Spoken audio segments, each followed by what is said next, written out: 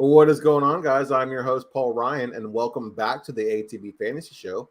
If you're new to the show, thank you for joining us. And to our regular listeners, welcome back. With me tonight is my co-host, Mr. Pigskin Papers himself, Dave Hartman. Dave, how are you, sir? Paul, I'm doing well. It's been about 2 months, I think, since we did a show. We did one right after the Super Bowl. So it's good to be back on the show and on the mic. How are you doing? I'm doing well, sir. Dave, before we get into our discussion tonight, where can the people find you on Twitter? Yep, I'm at Pigskin Papers, capital P, capital P. My website is thepigskinpapers.com. Haven't written that much since the season ended. A little bit of a downtime, but hoping to get back into that and posting some new content as we approach the NFL draft. Paul, where can people find you? Guys, I'm Paul Ryan. You can find me on Twitter at Paul_Ryan15. Well, Dave, it's been a while, like you mentioned, since we got to talk fantasy, and the offseason has been busy and exciting. I'm excited about the discussion tonight. The offseason has been dominated by quarterbacks. I know you wanted to start us off tonight, so let's go ahead and get after it. Dave, where are we starting? Yeah, we're gonna start, and we're gonna spend, I think, most of the time tonight talking about quarterbacks, but we'll talk about other stuff too. Yeah. Some players at other positions, coaches, and hopefully we'll get into a little bit of fantasy talk. It's always good to talk about how off-season moves impact the fantasy landscape. Oh yeah. And I was thinking about this off-season so far, and it always feels like the off-season's crazy because there's the salary cap keeps going up. There keeps being more money. Players move around a lot. But I actually think when you think about it, there's kind of two big stories that have been dominating. Well, maybe three, and we'll get into all of them. There's what's going on with Lamar. There's what's going on with Aaron Rodgers. Yeah. And there's the big trade that the Panthers and Bears made. But when you think about last offseason, and I realize the offseason isn't over and there could be more trades before the draft or during the draft. But, last year we had Tyreek Hill and Devontae Adams traded, two of the top receivers game. And then on draft night, A.J. Brown traded, Hollywood Brown traded, and then Russell Wilson and Deshaun Watson traded and given huge contracts. So I think by comparison, so far this offseason has been a little calmer than the prior offseason, but we're not done and we'll see where it goes. We've also had a bunch of kind of mid-tier QBs move around. Jimmy G, Derek Carr, Baker Mayfield. So we'll get into all of that as well because, there's been a bit of a, you could call it QB carousel. I think you wanted to call it QB roulette, and maybe that is what it is, as these teams are all chasing the Chiefs and Patrick Mahomes, who's clearly the best quarterback in the game, already has 2 Super Bowls to his name. And that's the name of the game. It's the most important position in sports, and finding the right guy is whether it's finding him when he's young and can be your franchise quarterback for 10 years or getting him as a rental late in his career when he might be able to get a roster over the hump and get a team into the playoffs. So we'll talk about that because there's examples of that with what's going on with all of the above. So let's get started with Lamar Jackson, because I think this has been kind of the biggest story over the last few weeks. He's a former MVP, the 2019 MVP. So he's obviously, and a former first-round pick, although he was the last pick in the first round. He's obviously a huge name player and a big star in the league. And you don't often see, a young franchise quarterback potentially out on the market. But there's a lot that has gone into this story. There's the Ravens put the non-exclusive franchise tag on him, which means other teams can negotiate with him, try to sign him to an offer sheet. If they do, the Ravens can either match or trade him to that team, and they get 2 first-round draft picks back. But then it came out that it came out on Monday that at the beginning of the month, Lamar went to the Ravens and asked for a trade. And it seems like the relationship between player and team is certainly a damaged one at this point. I don't know if it's reparable. There's all the stuff that happened at the end of last season, with him being hurt, not only not playing when some people thought maybe he could have. I'm not a doctor, so I have no idea. But he didn't even travel with his team for their playoff game in Cincinnati. He doesn't have an agent. There's just a lot going on with his situation, and looming over all of it is the contract that the Browns gave Deshaun Watson last year, the fully guaranteed, $250 million. That's the neighborhood of supposedly the neighborhood of what Lamar wants. Is there an owner that is going to break ranks and give it to him? I guess is the big question. But Paul, what's your overall take on this whole Lamar situation? And if you want to make a prediction, where is Lamar week 1 of the 2023 season? Well, just talking about the situation itself, it's like something we've never seen before. And I always root for players to go out and get their money, get as much as they can, because we know owners are quick to cut these guys without any remorse. I mean, once you're damaged goods, quote unquote, damaged goods to them, they're happy to let you go and figure things out. So when a player is in this situation negotiating, I'm always on the side of the players. That being said, I mean, man, to think that a guy like Lamar Jackson is still unsigned, and we've seen some other quarterbacks get the money that they've gotten, it is surprising. It makes me wonder what kind of money Lamar Jackson is asking for. And, I don't know. I mean, I hate to compare him and Deshaun Watson, but I don't think they're that far apart. And if a team were to take the chance and, pay him, give him the contract that Deshaun Watson got, I don't think that'd be a bad move. I mean, I know they have different play styles, but I don't think that Deshaun Watson is that much better of a passer than Lamar Jackson. What about you? Oh, I think, a couple things. I mean, I think that right now, if I'm comparing those two players, I would give more money to Lamar Jackson. I think he's proven more, and Deshaun Watson didn't look great last year. I know it was only a partial season, and he hadn't played football in over a year, and I'm willing to give him another year. What I think, though, I really think what's going on here is kind of a labor battle between, the players for a long time. One of their big items that they've tried to get in collective bargaining is more guaranteed contracts, like you have in the NBA, and Major League Baseball, like fully guaranteed contracts. And the owners don't want to give that. I mean, they'll give plenty of other things to the players, and they have, including just paying them more money, but not all of it being guaranteed, then give that away. And I think when the Browns and the Haslams, their owners, gave that contract to Deshaun Watson, it kind of sent a ripple through the league. Like, or is this the new normal, or is this an outlier? And that's really the question. And the next quarterback that came along that needed to get paid was Kyler Murray, or at least the next big one. The only other fully guaranteed contract was the one that the Vikings gave Kirk Cousins, but I think it was only 3 years, and it was smaller dollars.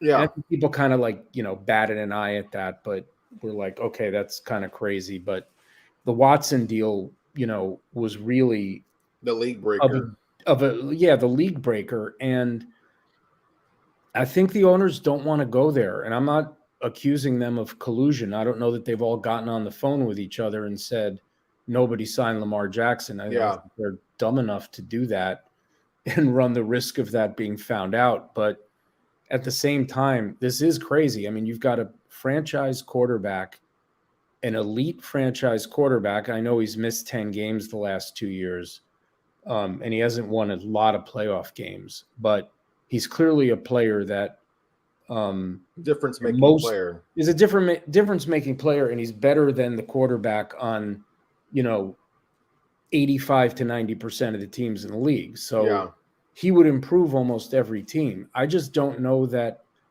there's an owner that's going to be willing to be the one to step up and say, I'm giving him, the money he's asking for, and we're going to just break the system. Because then, you think about next year, you got the 2020 quarterbacks. You got Joe Burrow, Justin Herbert, Tua if he has a good season, and Jalen Hurts. Those right. are four that are the next ones to get paid. And so, that's a lot of guys. And I think the owners really don't want to go there. Right. So we will see. I do think, it's funny. I when they first gave him the non-exclusive franchise tag, I happened to have dinner with a friend of mine who's a really smart football fan and a big Ravens fan. He's from Baltimore. And I asked him about the Lamar situation, and he said, this is going to work out perfectly for the Ravens. No one's going to sign him to an offer sheet because the Ravens can match it, and teams aren't going to want to kind of run the risk of doing the Ravens negotiating for them if they're just going to match it. But probably no one's going to give him the contract he's looking for, and then the Ravens get him on the cheap because he plays on the tag for like $38 million this year or whatever it is, which is less than he would be getting in a multi-year contract. But I'm not so sure that this is going to work out for the Ravens because, I think this is headed towards an uglier and uglier situation unless another team steps in and signs him and gives the Ravens what they're willing to take in exchange for him. I think, we could be headed.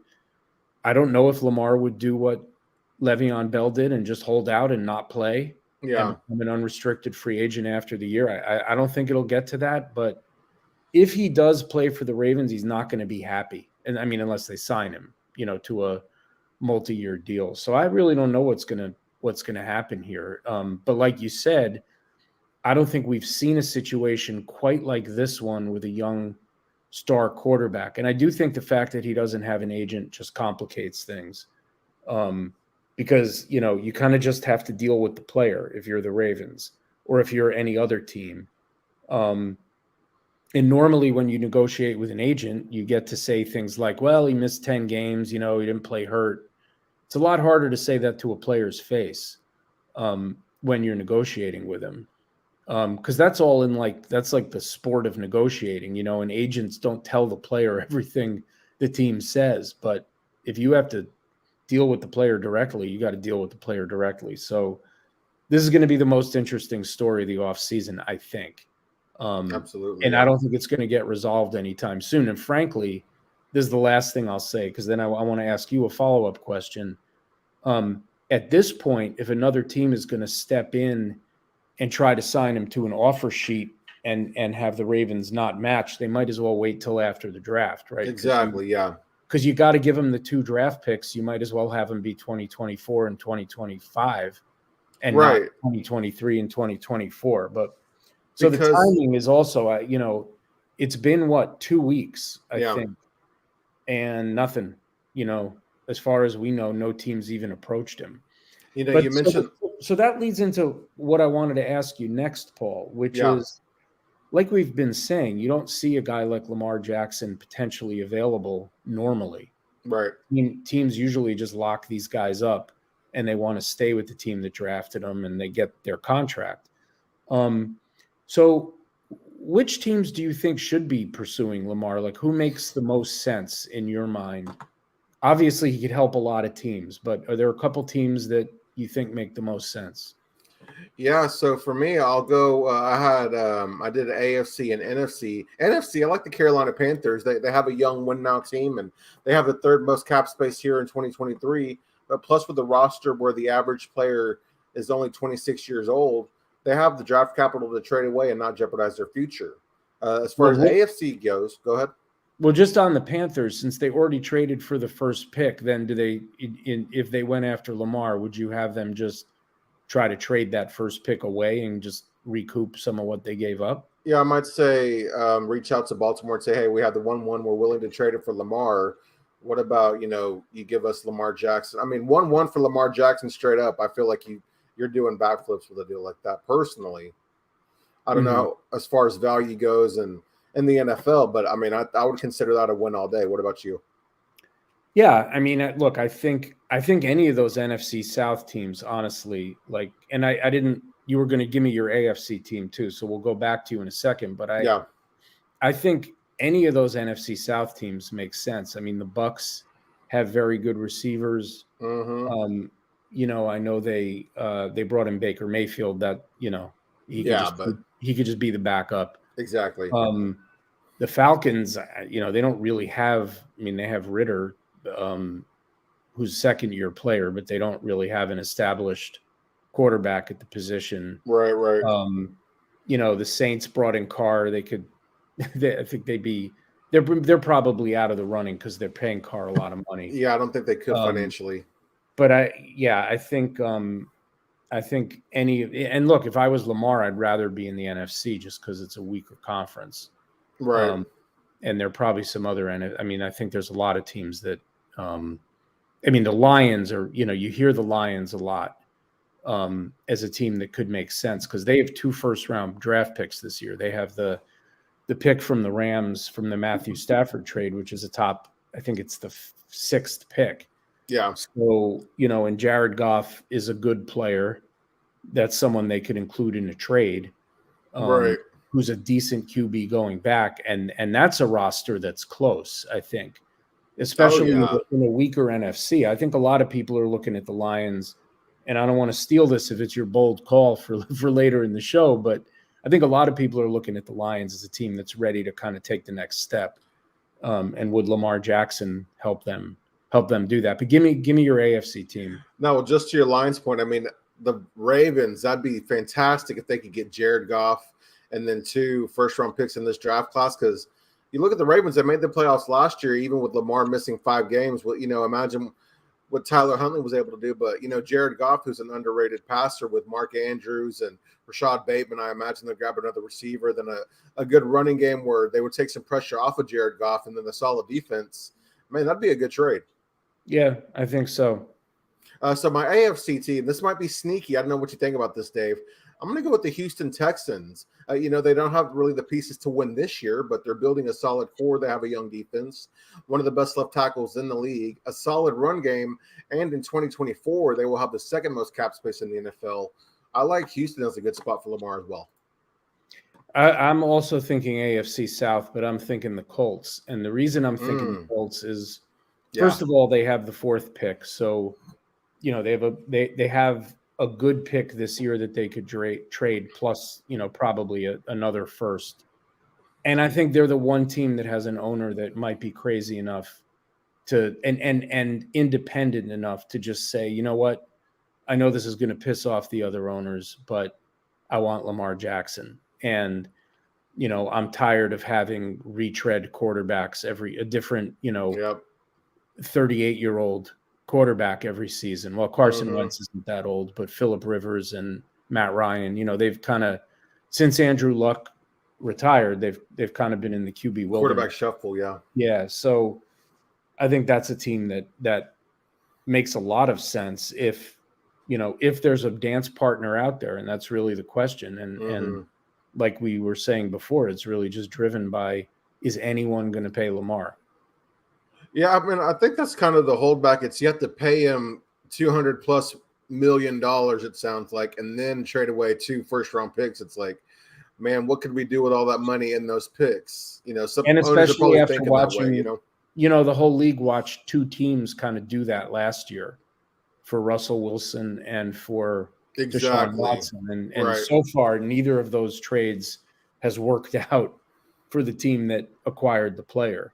And they gave up a lot, and they're paying those quarterbacks a lot. So, maybe teams are gun shy because of that. Lamar's a different player than either of those 2, though. The league has changed so much since 10 years ago. It's really, it makes, I think it's such so much better now because there's so many different ways to win, and owners are starting to realize that it makes for exciting strategies. Agree. So, Dave, let's move on here. Sticking with the quarterbacks here, there's a big 4 here. You've got 4-time MVP Aaron Rodgers, who appears to be done as the Packer. If the Jets do, in fact, trade for Rodgers, as we've been kind of waiting for, thinking it was going to happen a long time ago, where do you rank the Jets in the AFC for this coming season? Yeah, I think it makes them a better team. Obviously, they did not have functioning quarterback play last year, and they They tailed off at the end, but, they were on their way to making the playoffs. They have a good young roster, a good young defense. I was a little curious about them trading away Elijah Moore, but I sort of feel like that relationship was ruined when he got benched last year and all of that drama around him. The thing is, I think it makes the Jets, I don't think it makes them an elite AFC team, and I don't know that it makes them anything better than in their own division, the third best team. Because I think Buffalo and Miami would still probably be better than them. Maybe they'd be around the same as Miami.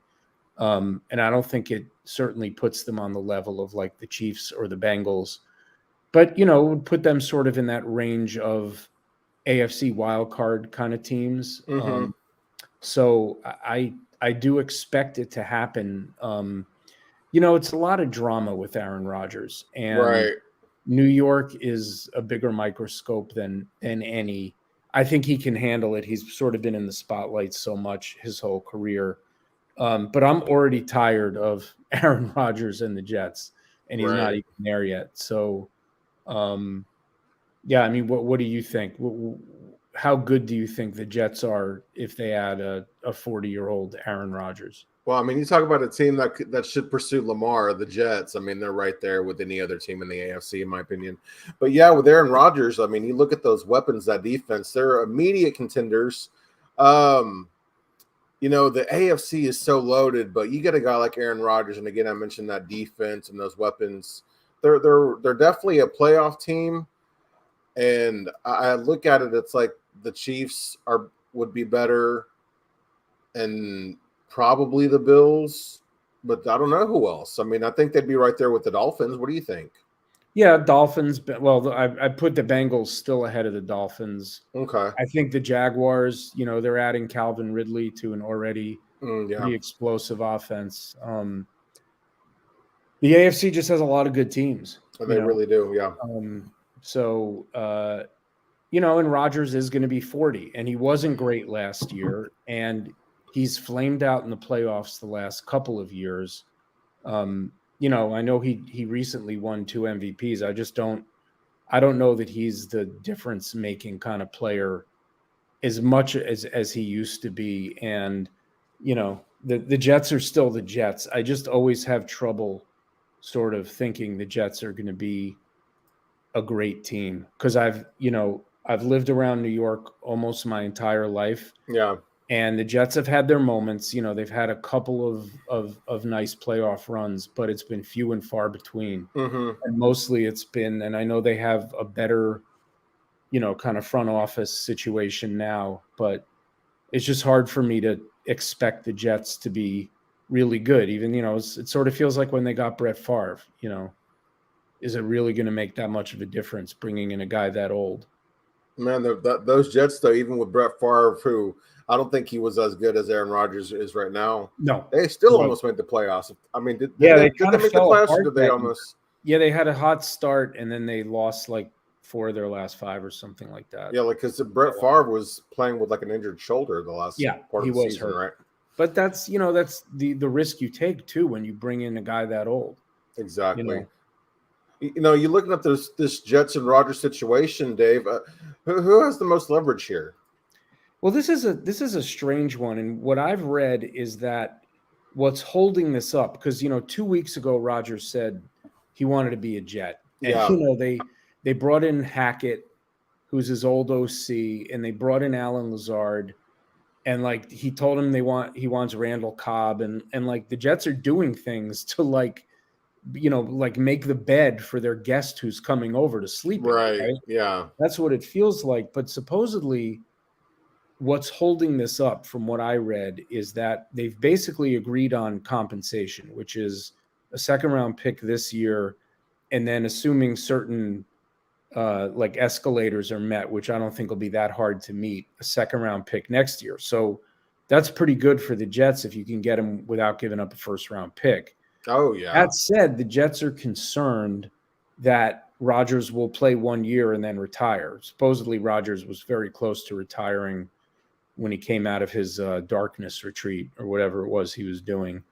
And so they want, like, if he decides to only play 1 year, they want the Packers to then have to refund a pick. I'm not sure what that pick would be, but like a second or third rounder, I think, like something valuable. Mm-hmm. And I think the Packers are balking at that and saying, like, look, you get the player, however long he plays, that's your problem. Right. And from what I've read, that's what's holding the deal up right now. I think at first I really thought like the Packers had the leverage because the Jets don't have really, and you mentioned Lamar before. I agree. Like at some point here, the Jets should maybe like go with a plan B and at least explore whether they can get Lamar Jackson. But I don't think they'd be willing to pay what Lamar's looking for. But yeah, I think at this point, I'm starting to think the Jets maybe have a little more of the leverage because what are the Packers going to do? Like Rodgers he's going to play this year because it's too much money for him to walk away, but they want to move on. They want to move. They've already moved on. Yeah, they've like mentally moved on. It's like the relationship is over. So I think maybe the leverage has moved a little. What do you think? Yeah, I mean, I think that the Jets have all the leverage as well because, I mean, you know, we know Aaron Rodgers demands, and I think the Jets are willing to you know, it sounds like they're willing to give the Packers what it is they want, but, you know, with Aaron Rodgers kind of taking his time and then, you know, having this wish list and everything, I think the Jets could say, you know what, is this guy really worth it? You mentioned him maybe only playing 1 year. I know, I mean, if it was me and I could get and I could go all in on 1 year and it only cost me 2 second-round picks. I mean, I do that every time as an NFL GM. But then you think about the price, and then you just kind of think about the drama, and you know you've got a young locker room. I mean, what kind of message do you want to send those guys? Yeah. And then you've got that coaching staff that kind of, I don't know. Or do you think Robert Saleh's on the hot seat? I mean, he might be. He might be this year, and especially if they bring in Rodgers. Yeah, and it doesn't work. Right. Yeah, he might be. All right, let's we could talk about Lamar and Aaron Rodgers all night. Yeah, we could. But I don't. And I think that's what's been going on you know on Twitter and in the sports pages on a lot of websites. So let's move away from those two because for now those are just unresolved situations. But you know between them they got 5 MVPs. So they are players to keep our eyes on.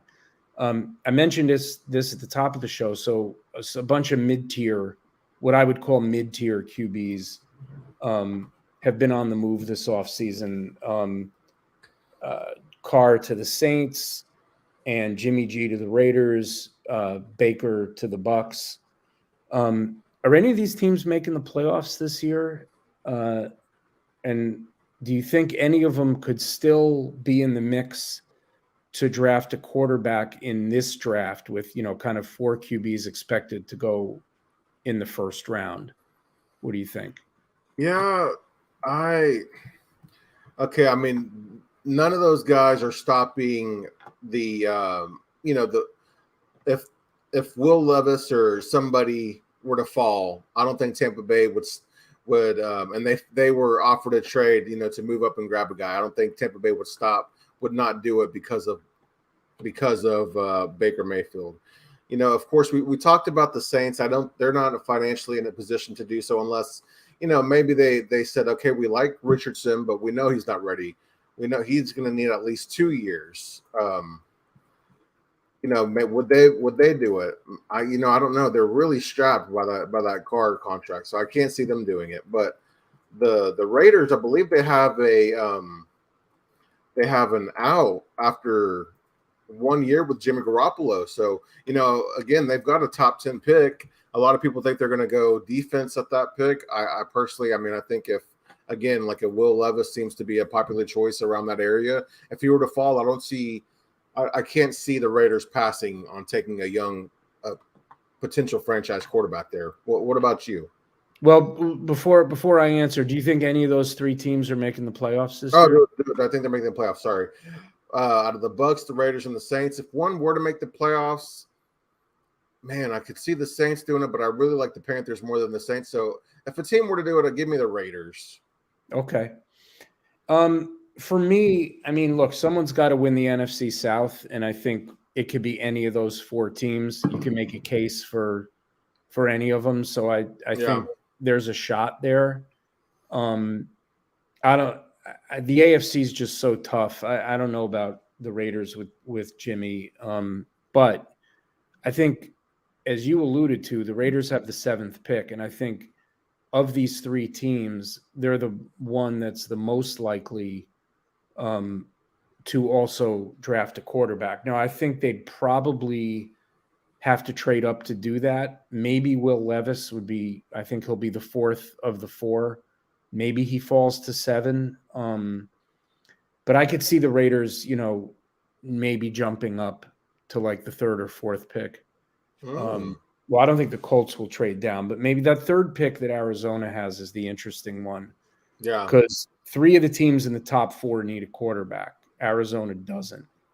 So we'll see. But I think, none of these moves was that exciting. But they all kind of made sense, right, for those 3 teams, at least as like a bridge until they find a younger quarterback that can sort of get them to where they want to get their franchises to go. I don't think any of those 3 guys are like turning any of those 3 teams into, perennial deep run playoff kind of teams. Right. I think Baker, you look at the weapons in Tampa, I think he does enough to make them kind of exciting, entertaining, to where the fan base doesn't just kind of, stop watching the games this season, that they don't check out of the season. But he makes them bad enough to where they could potentially get that 1st overall pick.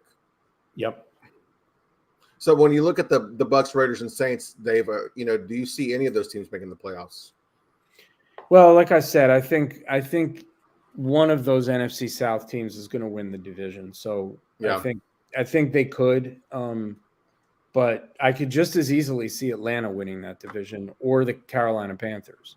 I mean, the Panthers are likely going to have a rookie QB, so you never know. Right. But I like their offensive line. I like their defense.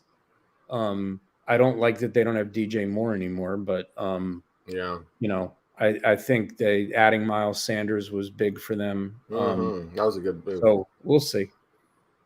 That division is just like, it was the worst division in the NFL last year, and it probably will be again. So it's anybody's division to win. I think the NFC South is going to be what people thought the NFC East was going to be. Yeah. Sticking with the NFC South, we're going to talk a little bit about the Carolina Panthers here. Dave, when you look at the Panthers, making that big move to acquire the 1st overall pick from the Bears, were you surprised that Carolina, made the move to jump up 8 spots?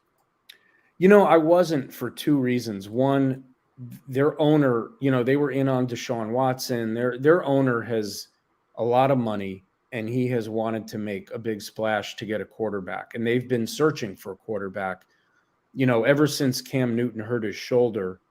And they've been through, Teddy Bridgewater, Sam Darnold, Baker Mayfield, Cam again, PJ Walker, back to Darnold. It's just been, they haven't had steady QB play at all. And they've had a good roster otherwise, or at least, they traded Christian McCaffrey, which was a lot of people sort of like, oh, is this team, giving up, or what are they doing? And then now they traded DJ Moore, but they wanted to, they want to get their guy. Now, I don't know if they had one guy in mind. From what I've read, they were going up to, they had 2 guys they really like, and they'll decide which one, which is kind of weird. You think you're giving up all that they gave up. You have just one guy that you have to have, and you're moving up. This isn't a draft with like an Andrew Luck or a Trevor Lawrence, whose head and shoulders kind of above or viewed as head and shoulders above the other QBs in the class. I mean, there's a legitimate question as to which QB should go first, and we'll talk about that a little later in the show. But I was not surprised they did it, but I don't know which QB they're taking. What do you think? I mean, you hear the rumblings that they like multiple quarterbacks, but then you also hear, I've heard a lot more rumblings about them, more so whispers about them really liking Anthony Richardson, and you hear the comparisons to Cam Newton and everything. I kind of feel that Anthony Richardson is their guy. I'm starting to believe those whispers. What about you? I mean, do you think it's multiple guys, or do you think I think it's and this will lead into my next question for you. I think it's Stroud or Young, and I think it's probably going to be Stroud because of the size, but you never know.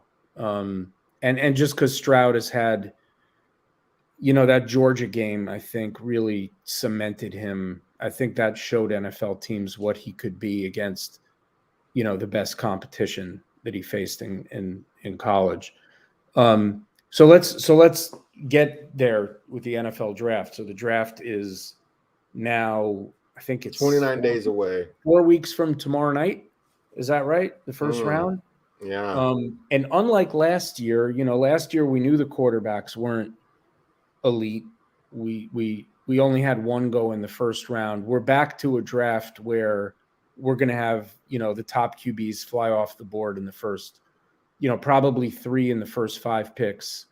How do you see the top 4 QBs coming off the board? And do you see a team trading up? I mean, I think the first and second picks are probably not moving at this point because the Panthers traded up. The Texans are sitting there at 2, and both of those teams need a quarterback. But how do you see the QBs coming off the board, and do you think anybody else trades up to try to get one?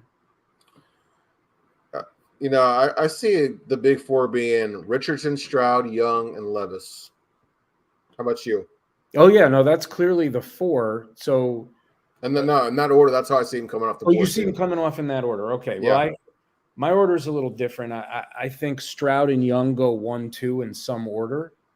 I think Richardson is the 3rd one, and I think Levis will be the 4th one. And I think Richardson will probably go with the 3rd pick. I think somebody will trade up with the Arizona Cardinals, and I think it might be the Colts who are sitting there at 4.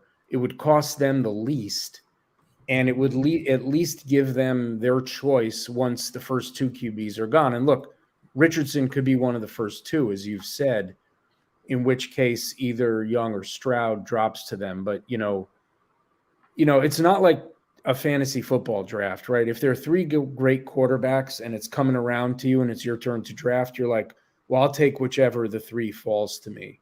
Yeah. And as fantasy football players, we start to think that NFL teams might think that way. Like, all right, I'm the Colts, I'm 4th, there's 4 QBs, I'll just take whichever one is available. But that's not how it works. Right. They have very clear preferences, and they're looking at these guys thinking, this is the guy we want to lead our franchise. This is the guy we think is the one.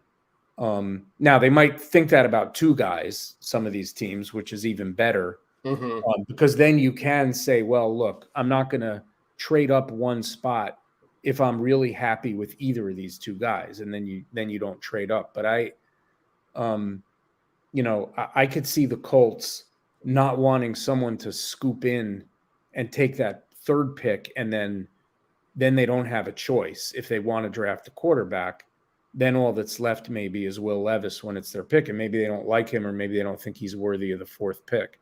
So I think if one team trades, I think the Colts could, but I think someone could try to jump in front of them, like the Raiders. I could see the Seahawks sitting there at 5 if I don't think they'll trade up, but I could see them taking a quarterback, with Geno being a bridge to a rookie. So I think it's going to be very interesting. I think it's kind of fascinating because you have 2 teams right at the top, and really 3 out of the first 4 that need a quarterback. And it's a draft where we know the QBs are coming off early. So it's kind of like 2018, when you had Baker and Darnold and Josh Allen, and you kind of knew there were teams near the top that were going to take quarterbacks, but no one really knew that Cleveland was taking Baker till like the day before the draft.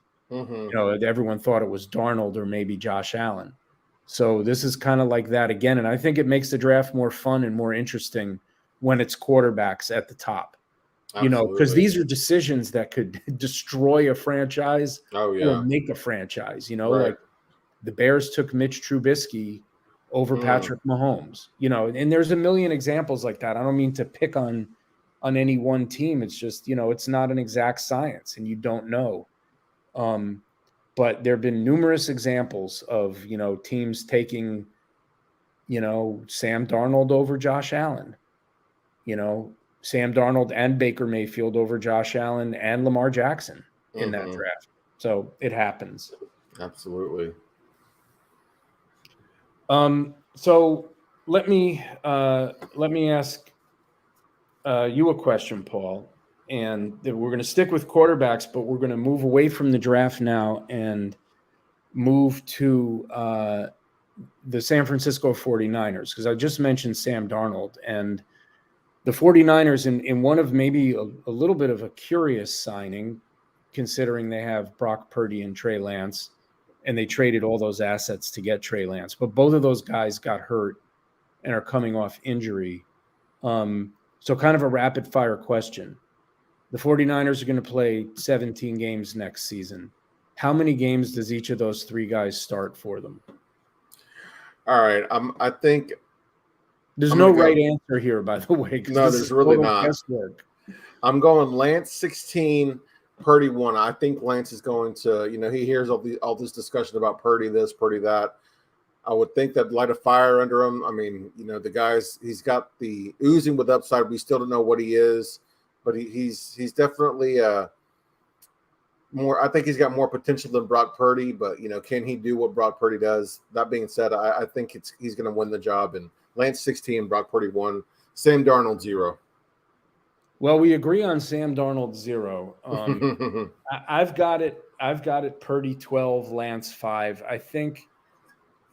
I don't know. It's such a weird situation because they traded all those assets to get Trey Lance, right? Yeah. They traded up, and Lance has barely played. He sat and the first year, and then the second year it was his job, and he got hurt right away and didn't play. And Purdy really played well. And the funny thing is, I think if Sam Darnold gets a chance we've seen so many quarterbacks, including Brock Purdy, in a Kyle Shanahan offense. Nick Mullins. We talked about this on another episode of our show. Like, it wouldn't surprise me if Sam Darnold, because of injury or whatever, gets an opportunity and he's like lighting it up, because that offense just with so McCaffrey, quarterback friendly. Yeah, and the weapons they have, McCaffrey and Kittle and Debo and Ayuk, plus that offensive line, and they got a really good defense that'll keep giving you the ball back. Like, I think if Sam Darnold gets a chance to play, I'm picking him up in fantasy and stashing him on my bench, because nothing wrong with that. We've just seen it too many times. Mm-hmm. Yeah, I mean, it's just insane to think that they won't commit to Trey Lance now. Yeah, you would think, but if they ultimately determine Brock Purdy gives them the better chance to win, then it sort of doesn't matter how much money you paid for something. If something else you have is better, you're going to use the thing that's better. You should. And the 49ers are a smart organization, so I don't think they would just play Trey Lance because they're like, we spent $1 million on this guy and we only spent $100 on that guy. Right.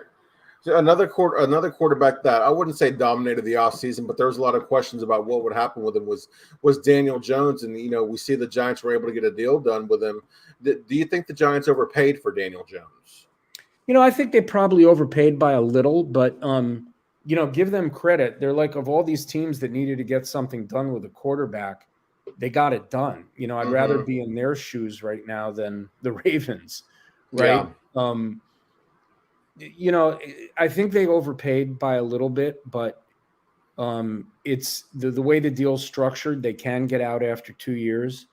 I do think Daniel Jones played well enough last year to earn, a 2, 3, or 4 year contract with the Giants. I'm glad that they were able to keep him there. I don't think they had a lot of other options. I think they'd rather bring back Jones than bring in, Jimmy G, Derek Carr, those guys who all got kind of scooped up pretty quickly anyway. And look, they had no receivers last year, right? None. Yeah. They've added Darren Waller. They'll get Wan'Dale Robinson back. Isaiah Hodgins looked good down the stretch. Yeah, he looked good down the stretch, and I'm, Sterling Shepard's still there if he can ever signed Paris Campbell. Good player. Yeah. That's right. And they signed him, and they'll probably draft one, so, not to mention they have Saquon Barkley. Exactly. And Brian Daboll, who really, improved Jones's play a lot last year. So I think they did the right thing by franchising Barkley as opposed to franchising Jones. Right. We just saw it with the Ezekiel Elliott situation in Dallas. Like, it's just risky to give like a 26-year-old running back like a 5-year deal. Like the end of that deal is not going to look good. And I know Barkley's a big difference maker. And I'm hoping, they can tag him twice and then see what happens. And maybe after this year, they'll give Barkley, if he has a big year, maybe they'll give him, a 2 or 3 year deal. But he's 26 already. Right. And he'd be lucky to get tagged twice, honestly. Saquon Barkley would be. Yeah. So what did you think about the Daniel Jones? You're a Cowboy fan. It's in the division. Did you think they completely overpaid? Because there was a lot of stuff on Twitter, like the Giants are crazy. Daniel Jones, $45 million a year. Like, what are they thinking? Okay, so I was looking at the contract on Spotrac, Dave, and I don't really think they overpaid. It's kind of crazy to me though that the fact that Daniel Jones got paid $82 million guaranteed for the first 2 years, and Lamar is still a free agent. That's ridiculous to me. But they do have an out after the second year on Daniel Jones. If they don't like what they see, they can get out of it. So $40 million. I mean, that's the going rate for a quarterback. And like you said, Daniel Jones looked pretty good last year. He's got 2 years to prove his worth, and then after 2 years, that deal could kind of look like a steal because it's front loaded. I always prefer a front loaded deal to guys where you have questions about. No, I think they were smart to do it that way. Yeah, absolutely. So let's talk a little bit of fantasy show. I think this is supposed to be a fantasy show. It's the ATB Fantasy Show. Here we go. Yes, sir. Yes, sir. Looking at the impact of some of these bigger name quarterbacks who have changed. We talked about Rodgers, Carr, Jimmy G, and Baker Mayfield. Do you look at any of these guys as starters in the 12-team league? Let's say in Superflex and in one QB. Well, in Superflex, I think they're all in play, right? Exactly, yeah. Because you're going to go like 20, 24 QBs deep, and these guys are all top 24 QBs, even probably Baker. Baker's a sneaky one in Superflex for me. Yeah, he is just because of the weapons. Exactly, the weapons. The Bucks. But in a one QB league, I think Rodgers is probably like a low end QB1. He's probably like, a little ahead of like Kirk Cousins and Geno and guys like that probably preseason rank will be around like 11 or 12, and Stafford. I think the other ones are not starters in one QB leagues. What do you think? No, I mean, Rodgers with Garrett Wilson, Breece Hall. If you want to roll the dice and wait on a quarterback, I think he'd be one to do that. But, if more often than not, no. I mean, at his age, definitely. I don't know. I'm kind of interested to see what the Saints do with Carr. But as of right now, there's no Alvin Kamara. So it's him, it's Carr, Olave, Michael Thomas, hopefully, and, I guess Shaheed and Juwan Thomas and Taysom Hill. Yeah, and a one QB. Taysom tends to hurt the fantasy value of whoever the quarterback is, because they run enough plays. It's not that many, but they run enough plays inside the 10 where the QB isn't on the field, the starting QB, because Taysom's under center. And, when those plays result in touchdowns, which they sometimes do, your QB has no chance of getting any points. I mean, the one thing about these 4 QBs we're talking about, none of them are dual threat, really. Right. Which kind of depresses all of their value. I mean, they're just, with more and more QBs being, the top fantasy guys being guys who get, some rushing touchdowns, or in the case of like Hurts and Fields and Lamar and Josh Allen, like, their rushing is huge, part of their fantasy production. So that makes also these 4 guys, even Rodgers, less attractive, I think, in fantasy as the position continues to evolve, and fantasy managers, more and more want a guy that gives them the rushing upside. I could see next year if it's clear Trey Lance is the starter, people taking him ahead of Aaron Rodgers just because. Oh, no doubt. Because of the rushing upside, even though he has proven nothing. Yeah. 0. And a lot of people did that last year and they got burned, but that's because he got hurt. But like Justin Fields will go ahead of Rodgers. I mean, look what he did last year. Oh, he should go. I mean, Justin Fields is going to be top 10 QB this year. Easily. Maybe even top 7. Yeah, could be. So, Dave, a follow-up here. There are a couple of players who stand out yet. Were there any players that stand out to you, maybe on the Jets, the Saints, the Bucs, or the Raiders, as those who figure to benefit or be harmed the most from a fantasy perspective as a result of these moves?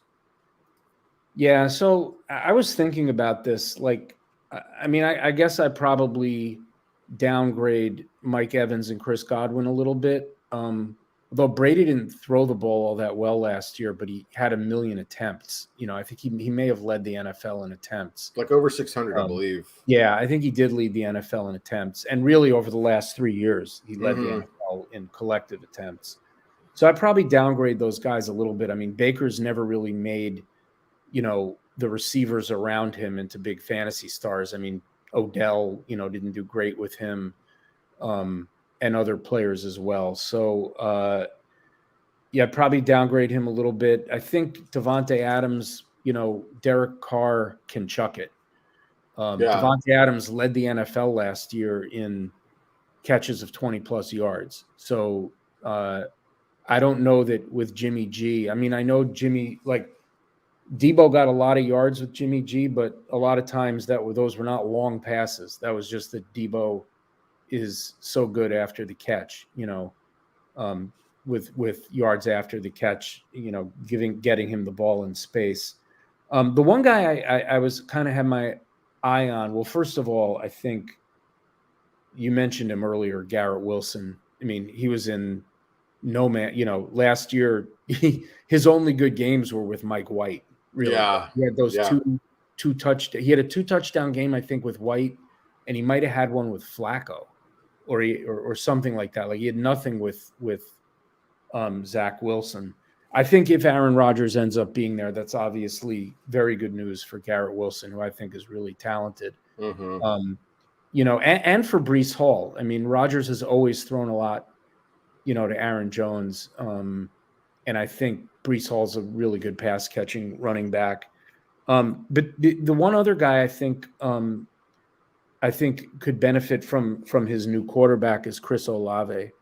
Who had a really good year last year, and like Carr does chuck it. He puts it up, and he can throw deep, and he can, he's made a bunch of receivers, including Davante Adams last year, had really good numbers with him under center. So, and he's a lot better than Andy Dalton. That's for sure. Yeah, he's a guy who's had like 4,500 yard passing seasons. So, so those are the ones that just thinking about the receivers on those teams, and also with Waller gone. I mean, I know they brought in Jacoby Myers. They still have Hunter Renfrow. Well, now I'm talking about the Raiders. The Raiders, yeah. Sorry, we were talking about the Saints. I guess Michael Thomas, if he can come back, it's probably a plus for him. But I think he's a guy that fantasy managers have learned you can't trust him, man. You can't trust him at all. So, so what are your thoughts on these teams in terms of fantasy players? Yeah, definitely. I echo your sentiments about Garrett Wilson and Aaron Rodgers. And, somebody on the Jets who would benefit, from Aaron Rodgers too, I think, is Michael Carter, a pass catching running back, especially with, Breece Hall kind of recovering from that injury. Will he be ready by the beginning of the season? Chris Olave, and Derek Carr. Yeah, again, I feel the same way you do. And then, the one question I had was kind of Davante Adams with Jimmy Garoppolo. You mentioned the Raiders bring in Jacoby Myers. Somebody posted a stat after Garoppolo signed that,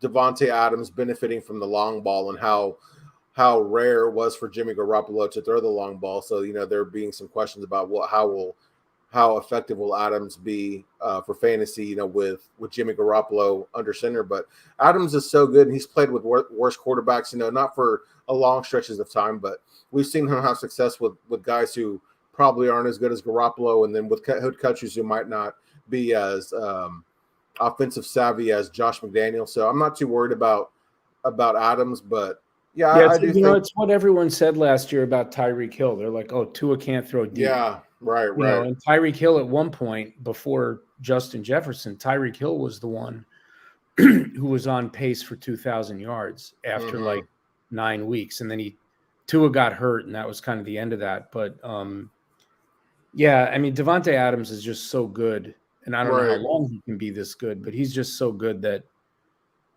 Jimmy will hopefully figure out how to get him the ball. It might not be as many deep shots, but it's kind of funny too because Adams isn't that fast, but he's just an amazing route runner. He just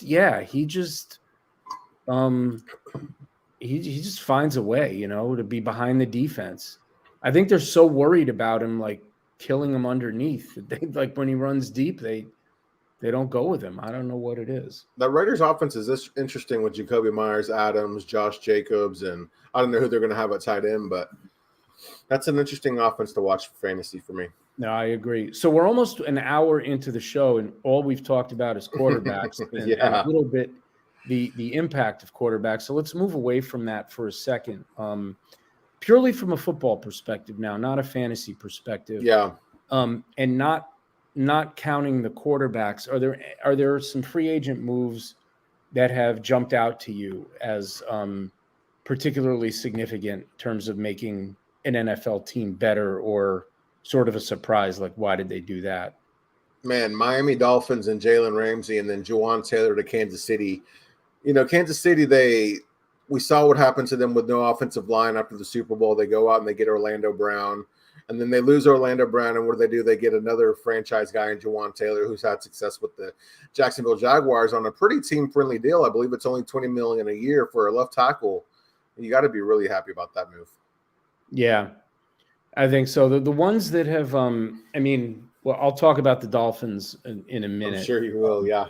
But because I do have some thoughts about them adding Jalen Ramsey. I think if Rashad Penny can stay healthy on the Eagles, in that system, alongside Jalen Hurts and behind that offensive line, that's a big if, because he really hasn't stayed healthy for a whole season, his entire career. But when he's right, he's an explosive runner. And similarly, the guy he replaced, Miles Sanders, going to the Panthers, the issue for Sanders has always been just the volume, because he's always been in kind of a share. He's gotten hurt a few times. Obviously, Jalen Hurts took a bunch of the rushing touchdowns away from the running backs. Yeah. Assuming the Panthers have a rookie quarterback, and they don't have DJ Moore anymore, they have a good line. They're going to want to pound the ball. Yeah, they're going to lean on my running back. So I thought adding Sanders was I'm kind of cheating to the next question where we're going to talk about fantasy impact. So I'll just answer that now, and then you can answer it. The two guys I just mentioned from a fantasy perspective, I think are two pretty interesting ones who are going from a situation where they're in more of a share, maybe an opportunity to be like the lead back. Penny had Kenneth Walker there in Seattle, even when he was healthy last year, he was in a share. Miles Sanders was sharing with Gainwell and sometimes with Boston Scott. And like I said, with Hurts. So I think both of those guys kind of step into roles where they might be a little bit more of a feature back. What do you think? Are there some players from a fantasy perspective who moved in free agency or via trade who you think might be primed for a big year? The one other one I'll mention is Calvin Ridley, because everyone forgets about him. He was the first player to step up and say, "I'm wearing number 0." I don't know if you saw that. the owners voted the other day that players can wear 0. And he was the first one to say he was going to do it. But if he's, I mean, we haven't seen him play football in like a year and a half. But if he's right, putting him with Christian Kirk and Evan Ingram and Travis Jones with Zay Jones with Trevor Lawrence, he could be sneaky good this year. So that's another one I'd mention that it was a trade before the offseason. So, but what about you? Are there some names that jump out at you? Well, you touched on Miles Sanders, so I'll say, I like sneaky good signing was David Montgomery to the Detroit Lions. I like the pairing of him and DeAndre Swift with that offensive line and that offense. He could maybe go out there and score 15 touchdowns this year. But another move I really liked for personal reasons, Brandon Cooks to the Cowboys, solidifying that wide receiver 2 spot. I mean, CeeDee Lamb, Brandon Cooks, Michael Gallup, that's a nice trio to have. I had him on my list and I forgot to mention him. I do like Cooks. It's weird how many teams he's been on. Like, I know, man. Doesn't make sense. Last year was his worst season, but like the Patriots, the Saints, the Rams, the Texans, the Cowboys, he's been everywhere. He's like a guy with a suitcase, but he's had some really good seasons and he's not that old. And if he doesn't have to be the number 1 guy, which would be CeeDee Lamb, I agree. I think that was a good acquisition for the Cowboys. Yeah, especially for the cost, 5th round pick and 6th round pick. So let's just stick with the Cowboys because you just mentioned Brandon Cooks. And we'll both talk about our favorite teams for a minute. So I know you do a Cowboys podcast, and so you've probably talked about them a lot. But how would you rate their offseason moves overall? For me, the Cowboys get an A++ for me. They were active early in free agencies, not something Cowboys Nation's accustomed to. They did never spend on the players they brought back. They stole Stephon Gilmore and Brandon Cooks while filling needs and putting them in good position to draft the best players available in draft. I've been very happy with the Cowboys offseason moves. Excellent. And I'll talk about the Dolphins. I've been pleased with their offseason because I think towards the end of the season, their defense started to come together. Wasn't a great unit, but got better as the season went on. And I think they're assuming Tua is going to be fine, and their offense is going to be sort of the offense we saw early in the season. That was one of the 5 or 6 best offenses in the NFL. Very sudden, very fast. They brought Mostert back, and he's got a lot of speed, and obviously Hill and Waddle have speed to spare. So they've kind of focused on the defense. And first of all, I mean, they're paying Vic Fangio a ridiculous amount of money, but bringing him in to kind of coach this defense up. He's been successful everywhere he's been, and they have some good players on the defense. Then bringing in Jalen Ramsey and only having to give up a 3rd-round pick and a backup tight end for him. I know they have to pay him. Look, I think Ramsey lost focus last year because the Rams were so bad, and their offense was never on the field, and their defense was always on the field. I know he got burned more than had been the case, but I think he's still a really good corner, and I think pairing him with Xavier Howard on the other side, they have a really good young safety in Javon Holland. And then they brought in Deshaun Elliott from the Lions, who's not a great safety, but he's a hitter. He's actually the guy who injured Zeke last year with that hit to the knee, which was, I don't know, he kind of went low, which I didn't like, but a very physical player. And I think their secondary is better than it's been in a long time. And they also brought in David Long, which I think was an underrated, sneaky ad. He's a really athletic linebacker, great in coverage. He's been hurt a few times, so I think the question with him is, can he stay healthy? But they only have 4 draft picks this year, and that's in part because they got penalized, and there's only 31 draft picks in the first round this year because the Dolphins don't have one, and that is obviously going to hurt them. But I think their offseason has been really strong as almost any team. And I think that it's all about Tua, obviously. But no, I've been pleased with their offseason. I liked the addition of Mike White as well. You know, we saw him have success with Robert Saleh, you know, coming from that San Francisco coaching tree. Now he goes to Mike McDaniel, part of that San Francisco coaching tree. I thought that was a sneaky signing as well. Yeah, I should have mentioned that too, because Teddy Bridgewater, you know, when Tua got hurt, Teddy got hurt, and it happened twice. I don't think Mike White's great, but I think no, he's not. He's not great, but we've seen him be able to step in and get the ball to playmakers. And that's all they will ask him to do is, if Tua gets hurt again, is, you know, get the ball to Hill and Waddle. I think he could have like a Cooper Rush type stretch where he, you know, if he had to start 3 or 4 games, he could win half of those games, or maybe he could drive the car. Exactly. And not totally derail your season. I mean, he did it with the Jets, you know. Right, yeah. Kept the Jets in games. So he did. So, Dave, here we are with our bold call. We're going to go bold call NFL Draft Edition. What do you got for me, sir? Yeah, so I was looking at the last 3 years. 6 wide receivers or 5 wide receivers have gone in the first round each of the last 3 years. I think it was 6, then 5, then 6. Yeah, maybe or something like that. And that's been the trend, you know, like as passing has gotten more and more important, and the college ranks are producing more and more receivers that can fill all different kinds of roles, you know, big slots or, you know, burners on the outside, guys who can do everything. And I don't think this is a bad receiver draft, but I think there's only going to be 2 receivers that get taken in the first round. And you could even see more tight ends go in the first round than receivers. You could see as many as 3 tight ends go in the first round. So that's my bold call for the draft, is that for the first time in a long time, we're only going to have a couple wide receivers go in the first round. What is your bold call for this draft?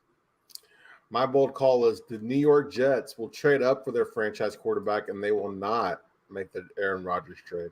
Really? Okay. It's going to cost them a lot, because their pick is, they got to be picking in the right around 20, maybe like 18, 19, or 20. So it would cost them a lot to move up, but maybe they will. Yeah. You said bold. I wanted to do something a little different. So yeah, no, that is bold. So now give me this is our last segment right here. Bold call for the 2023 NFL season. Go. My bold call for the 2023 NFL season: the Baltimore Ravens don't pay Lamar Jackson and still make the playoffs with Tyler Huntley. Wow. That is bold.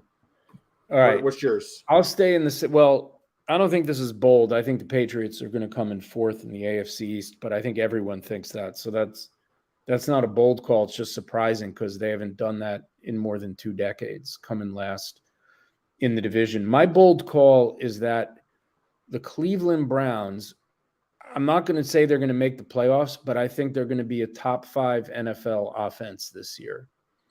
I was just looking at their team. You know, they added Elijah Moore to Amari Cooper and Donovan Peoples-Jones.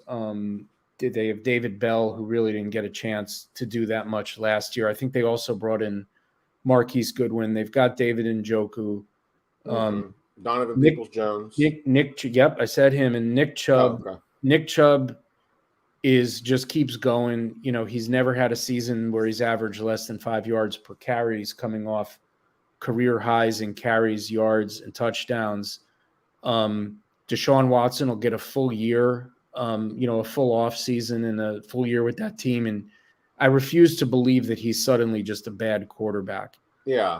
And they have a good offensive line. And maybe most importantly, they have a bad defense. I think they're going to be like a bottom quartile defense in the NFL. Oh, wow. So this is almost like a fantasy bold call, but I think I'm going to want to get some Browns on my fantasy teams next year, because I think they're going to be in a lot of shootouts, and they're going to be a surprisingly high-scoring team. Honestly, I have the Browns making the playoffs next year. I haven't done like a full schedule prediction or anything, but I think the Browns will be one of the 8 teams to make the playoffs next year. Or excuse me, one of the 7 teams to make the playoffs next year.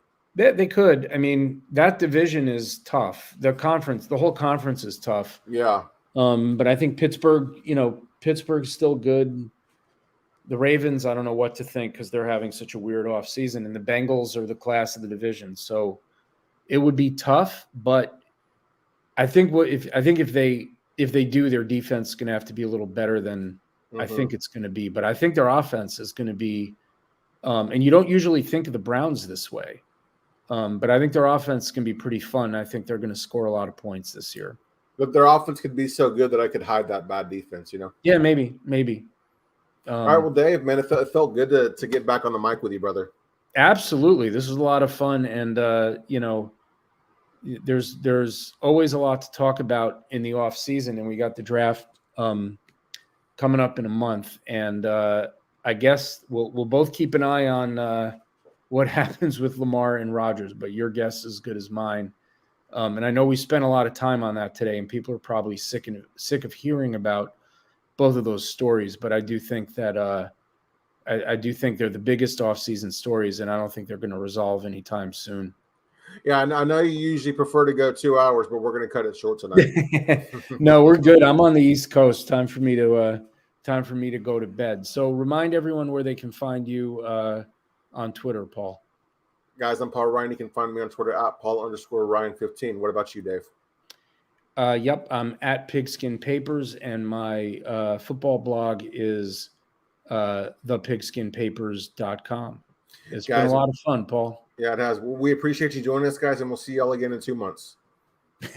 Hopefully sooner. Yes, sir.